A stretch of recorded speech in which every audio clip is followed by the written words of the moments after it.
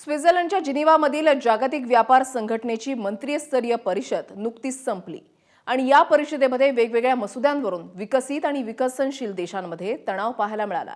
पण भारताच्या कणखर भूमिकेमुळे अखेर विकसित देशांना झुकावं लागलं। पाहुयात या संदर्भातला हा खास रिपोर्ट।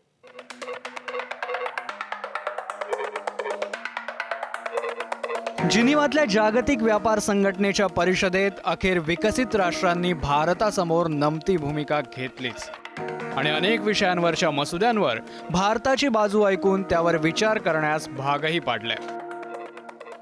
अगर एम्बेसडर माने तो एग्री करे तो 100% भारत सफल हुआ है।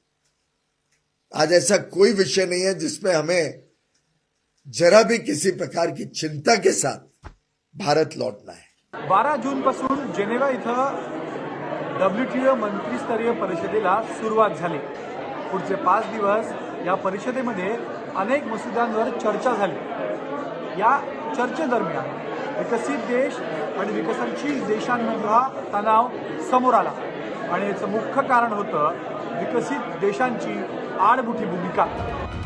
या मंत्रिस्तरीय बैठकीत विकसनशील देश आणि विकसित देशात झालेल्या चर्चांनंतर मत्स्य व्यवसाय, आरोग्य, WTO रिफॉर्म, डिजिटल तंत्रज्ञान, अन्नधान्य सुरक्षा आणि पर्यावरणीय समस्या या विषयांवरच्या मसुद्यावर भारताची बाजू ऐकून त्यावर विचार करण्यास भाग पाडले। मासेमारी संदर्भातल्या करारावरून विकसित देशांच्या भूमिकेवर भारतानं उघड नाराजी व्यक्त केली होती। मत्स्य व्यवसाय करारासाठी तयार केलेला मसुदा भारताला मान्य नसल्याचं वाणिज्य मंत्री पियुष गोयल यांनी परिषदेत स्पष्ट केलं। त्यामुळे परिषदेचा कालावधी 1 दिवसांनी वाढवण्यातही आला। अखेर विकसित देशांनी भारतापुढे माघार घेत काही मुद्द्यांवर सहमती दर्शवली। कुछ देश ऐसे हैं जो इस चीज में माहिर हैं, जो डीप सी फिशिंग करके विश्व के मछली को खत्म करने में रिस्पॉन्सिबल है। उनके ऊपर नियंत्रण लाने में भारत सफल हुई। एक बहुत बड़ी विजय भारत की रही है। ट्रिप्स पेटंट म्हणजेच पेटंट हक्कासंबंधी सूट मिळावी अशी अपेक्षाही भारतानं व्यक्त केली होती। या संदर्भातल्या करारातही काही मुद्दे समाविष्ट करण्यात आल्याची माहिती आहे। त्यामुळे भारतासह विकसनशील देशांसाठी हा मोठा विजय असल्याचं पियुष गोयल यांनी म्हटलंय।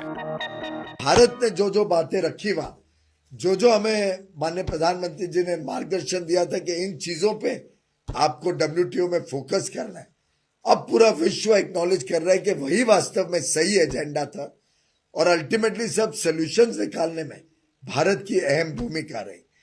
यंदाच्या जागतिक व्यापार संघटनेच्या परिषदेत झालेल्या वाटाघाटींच्या केंद्रस्थानी भारत होता।